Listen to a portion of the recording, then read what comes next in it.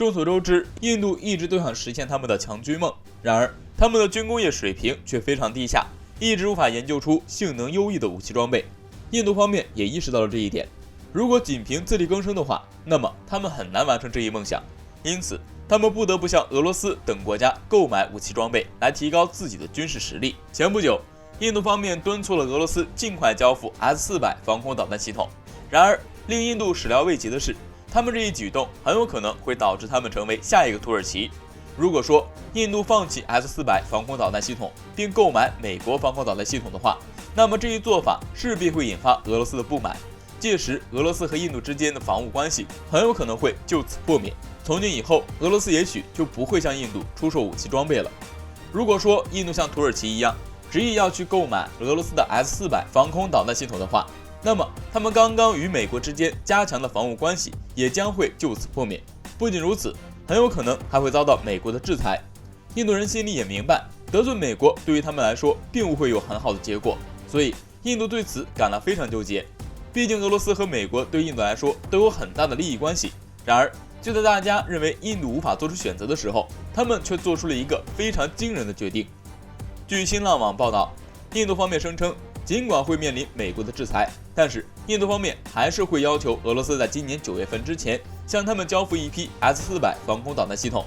由此可见，印度此举是想效仿土耳其无视美国的警告。不得不说，他们这一态度确实非常强硬。那么印度方面为何会突然这么强硬呢？据技术观察人士分析，目前印度的防空手段一直是他们的一块短板， S-400 防空导弹系统能够很好的提高他们的防空能力，所以说他们不得不选择铤而走险的去购买俄罗斯的 S-400 防空导弹系统。另外有消息称，印度和俄罗斯方面已经制定了一套完善的交易手段，这种手段能够很好的规避来自于美国的制裁，所以印度方面才会如此强硬。除此之外，还有一项非常重要的一点就是，目前中国军方与印度军方依然在敏感地区进行对峙，并且情况一直是僵持不下，稍有不慎就很有可能会发生一系列的冲突事件。所以说印度方面只能做好准备来面对随时可能发生的意外事件。由此可见，印度对美国的硬气是因为中国给了他们底气。虽然说印度媒体的这一说法确实有些欠妥，明明是自己想要购买俄罗斯的 S-400 防空导弹系统，但是他们强行把这件事扯上中国。可是通过这一点，我们也不难看出，印度方面对我国的军事实力还是有些忌惮的。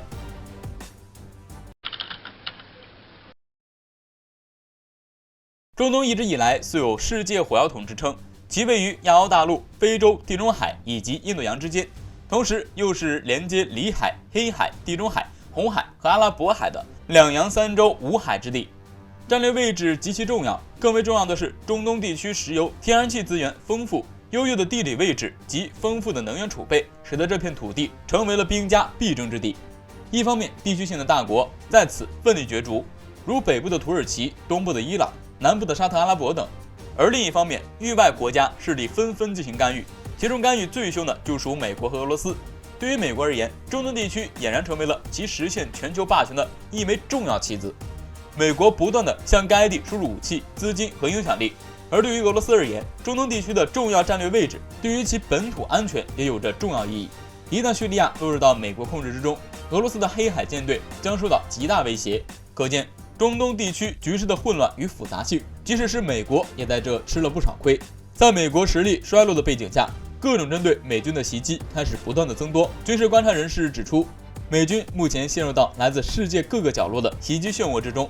让人感到意外的是，同为进入中东、中美的结局却截然不同。我们知道，在过去，中国在波斯湾一直是美国军事存在的搭便车受益者，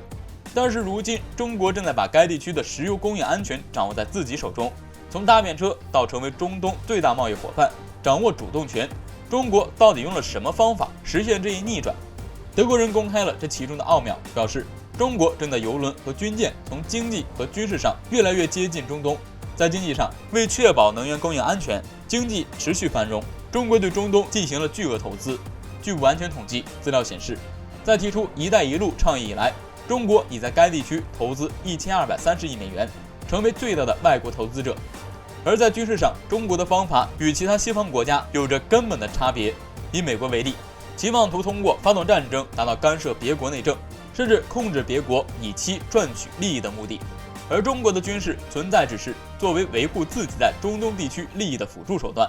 德国人指出，与西方相比，中国的优势是从不干涉地区国家内政，这一点西方国家永远都学不来。如今，相比于美国在中东人人喊打的场面，中国则呈现完全不一样的景象。在叙利亚，中国为这个国家重建提供资金；黎巴嫩也在争取中国投资；伊朗是中国在地区最重要的伙伴，将为中国提高石油供应并加强军事合作。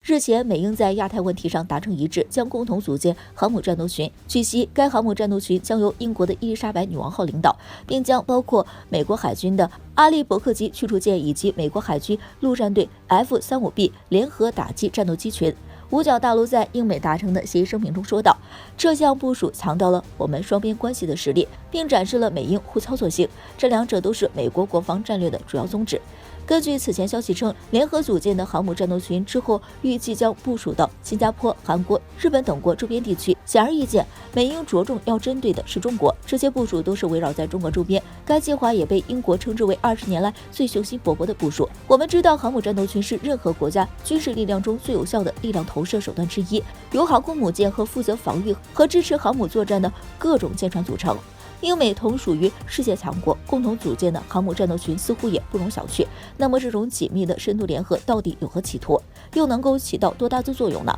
对于英国而言，英国首相曾对这一计划表示：“我们将在世界上最重要的地区进一步部署更多的海军资源，以保护为我们国家服务的航道。”作为曾经盛极一时的日不落帝国，此时的英国已经很难再恢复昔日的荣光，但是这种野心却并未随之泯灭。英国想通过在亚太地区增加军事，刷存在感，增强其国际影响力。对于美国而言，拉拢盟友，增加在亚太的军事部署，以遏制中国发展是其一贯的做法，因此二者一拍即合。至于能发挥多大的作用呢？一般而言，若是以美国通常的航母战斗群的配置的话，一般一个航母都有一个多达70架飞机组成的航母机翼，这也使得美国航母能够发挥比其他国家更大的破坏力。但是伊丽莎白女王号航母并不及美国航空母舰那么大，因此可搭载的舰载机就相应少于美国航母，战斗力自然也被削弱了。对于这样的结合，我国专家杜文龙表示，看似紧密，实则在抱病取暖。如今美国海军综合实力因为疫情受到较大影响，航空母舰连续中招，100多艘作战舰艇也出现了一些新冠病例。而此时的英国航空母舰在没有美国的帮助下只能裸奔，一些舰载机没有上舰，另外其他一些作战舰艇也无法伴随航母在亚太保持高强度存在。因此，这样一种基于利益与残酷现实拼凑起来的航母战斗群，看似紧密，实则是抱病取暖，也只能是在亚太刷刷存在感。